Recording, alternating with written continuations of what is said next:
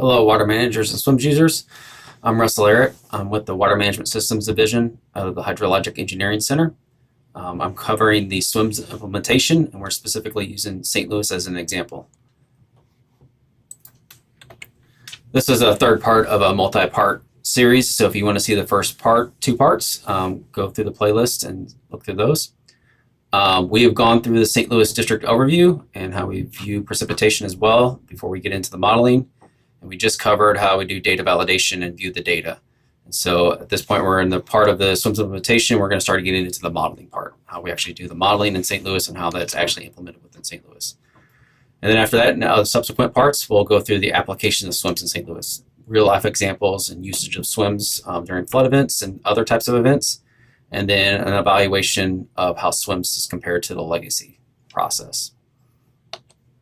And so we've looked at, how we view precip, how we view the data, validate data, edit data. And so now we have a clean data set. We have a good idea where rainfall and things have occurred and are going to occur. And now we're ready to do the modeling part of it. This is kind of the last step in this process where we can actually start getting into the actual weeds of modeling and predicting what kind of operations we're going to do for this watershed. So after we've gone through visualization, acquisition, now we're on to the modeling tab. And so we're going to create a forecast for this watershed. And the standard look back window, if you look at the time window, we do generally a 28-day look back. And I'll explain why that is in a second. And then we do a 2-week forecast, so a 14-day forecast in the horizon. And the reason that's set up is because that's what the National Weather Service has asked for.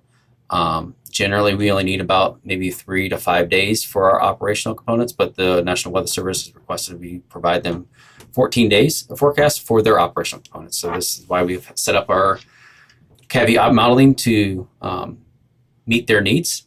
And so two things you'll notice, we have two forecast run alternatives that are in this window that are run every day. There is a regulation. This is a no additional rainfall, so no QPF added forecast run. This is the one that we're really doing the regulations off of. We don't operate our projects for forecasted rainfall, so no pre-releases. Unless we can really see the event materializing on the radar, like it's imminently getting ready to hit the watershed, we don't generally cut back the gates until there's actually an actual event materializing. So we wouldn't be cutting back anything in anticipation of some event materializing out in the horizon that we can't see. But with that said, we do run a QPF alternative. So we'll run with a forecasted rainfall in the future, and we use it as a what-if scenario. If the forecasted rainfall materializes as predicted, this is what we will likely see as the operational component and what we likely will see on the reservoir and the outflows. This is very informative for individuals outside of water management. We may not use that in water management specifically. We will use it to maybe help inform how aggressive or how much, how non-aggressive we need to be with our releases, and try to maybe, because we always have a range of where we can be for our releases, and we might hedge to the higher side or lower side of that bit, depending on where we're at in the reservoir and where the rainfall conditions are in downstream. So we can use that to help inform us, like a forecast-informed reservoir operations, if you will. But more often than not, that information is used by the project and other individuals out there to inform them for what they need to do for response out in the field.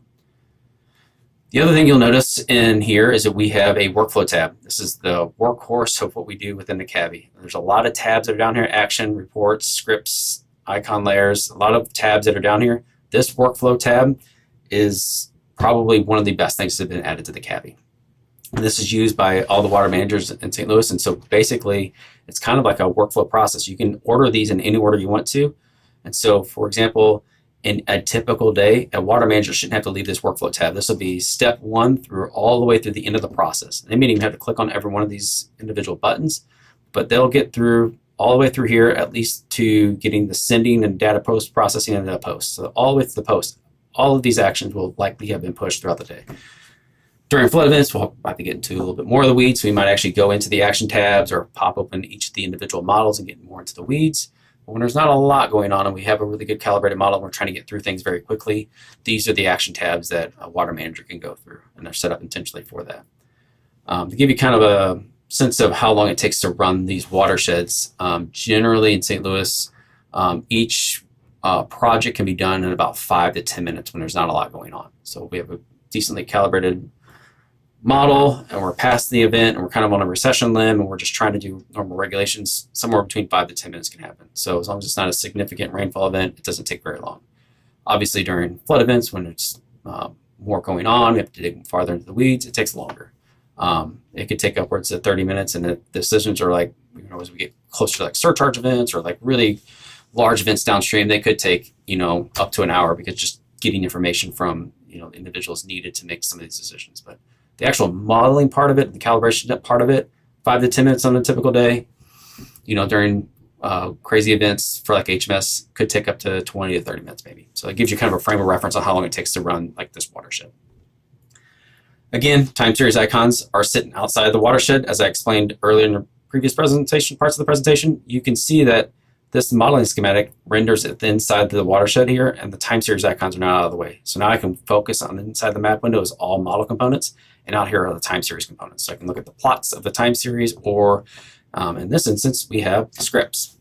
So this is really kind of a powerful thing. If you want to make plot scripts, you can pass arguments to these into each of these time series icons. So I can right click on this time series icon from Mark Twain Lake, and we can start to look through individual scripts that are keyed off of that. So one of them would be, HMS calibration check. And so this is just looking at the time of forecast back. So this is all the look back window of the HMS runs. So we have red in here, which is the observed hourly inflow computed into the reservoir, and then green would be the simulated for the HMS. Now, obviously, I cherry picked an obvious event where the HMS is well calibrated and it's matching the observed really well.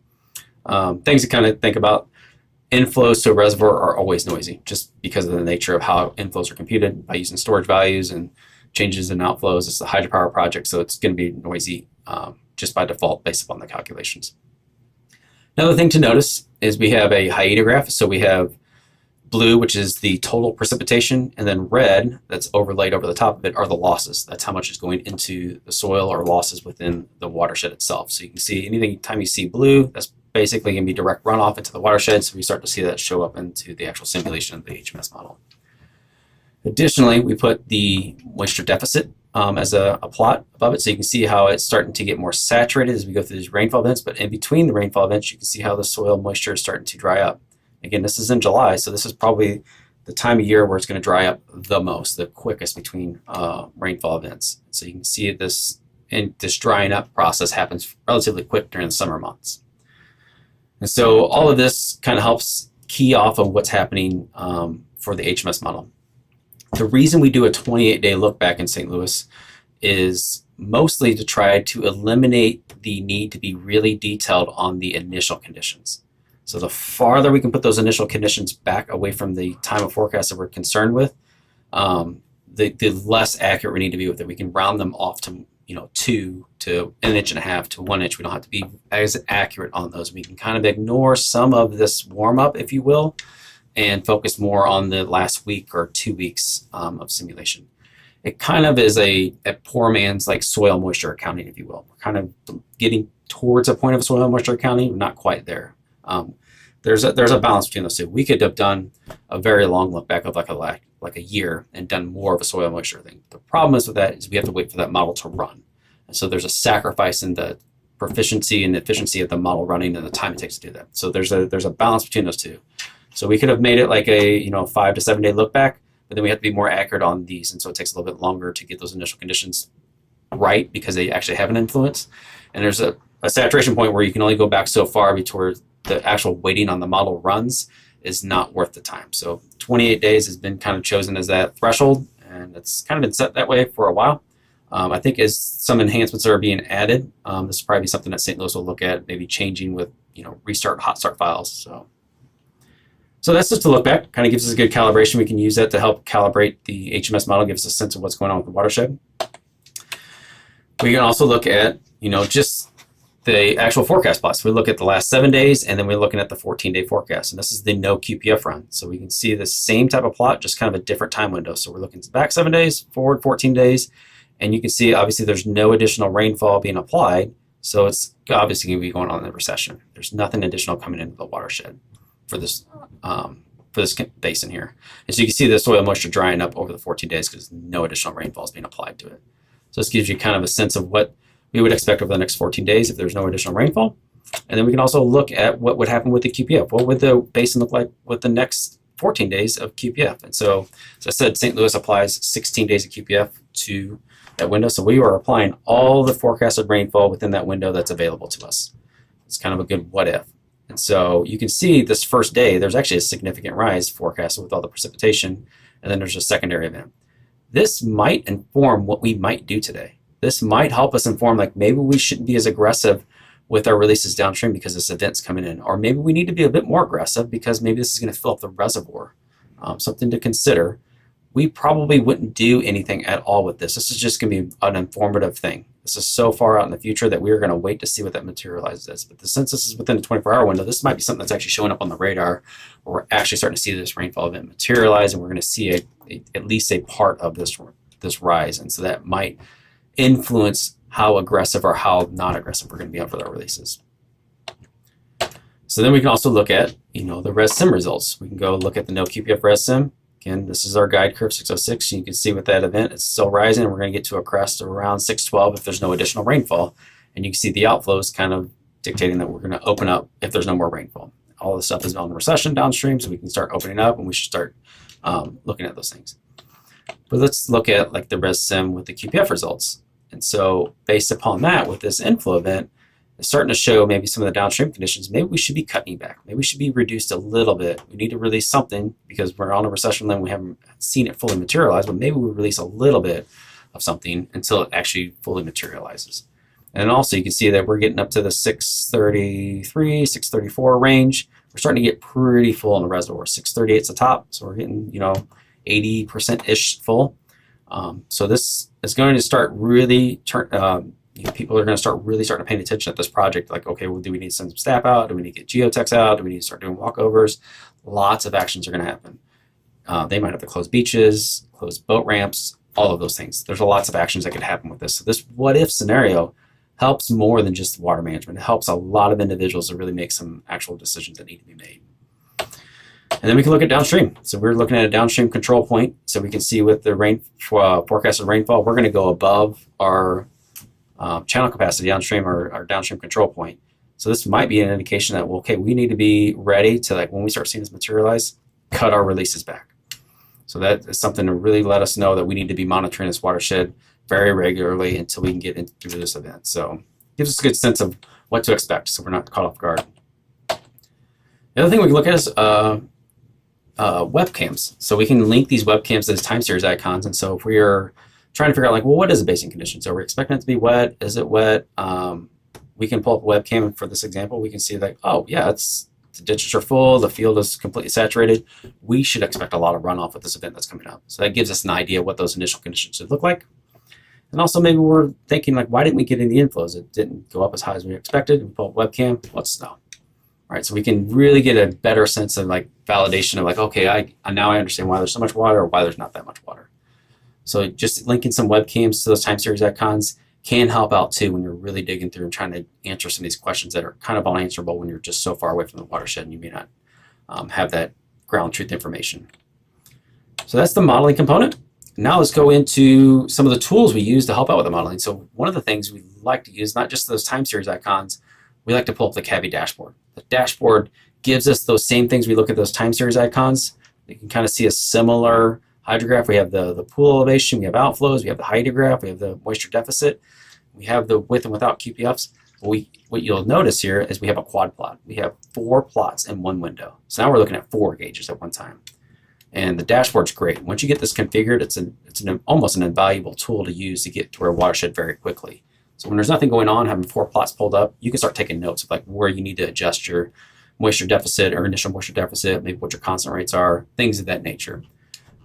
You can also double click on each one of these tabs and they'll make it full screen. So you can kind of go in and out of each one of these and really dig into the weeds. So the dashboard has been a great addition to doing calibration and operations for these watersheds. So that's something you should check into for your watersheds. And then I think some of the most important stuff is the reporting, the upward and outward reporting of this. It's not good enough that you know the information's on your computer and that you can, I know all this is on my PC. you have got to get that information off your PC and convey it to individuals in a concise manner that they understand, in a digestible way that they can understand it. And so this is an example of a report that St. Louis uses. And so we have Carlisle Lake. There's a lot of information up here. So some of this, like 24-hour precip, 7-day precip, the total QPF, the percent runoff, some of this might be really detailed for somebody that's like an H&H. But as you can see there, we have our 14 days. So this would be like today, and then the next 14 days. It starts off with the no QPF pool elevation, the QPF pool elevation, inflow, outflow, and then also the precipitation that's being applied in that QPF. We break it down day by day so they can see, like, oh, there's, for this event, there's 1.7 inches of rain forecasted on days 2, 3, 4, the 5th day. That's what's driving this event and this plot down here. So it gives people a frame of reference of what we're utilizing within these models. So what you can see on this plot, we were showing the bottom of the flood control, and we're showing some thresholds. This is where recreational impacts happen. This is 50% full. This is kind of a threshold.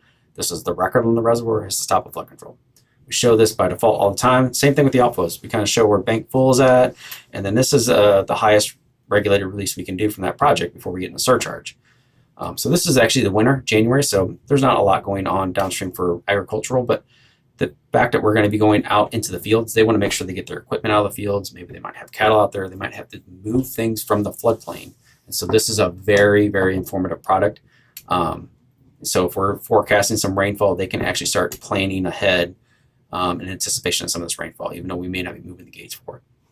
So you can see the outflows are the same for both of these. We're going to be getting a 10,000 no matter what, but you can see the difference between these pool elevations and whatever.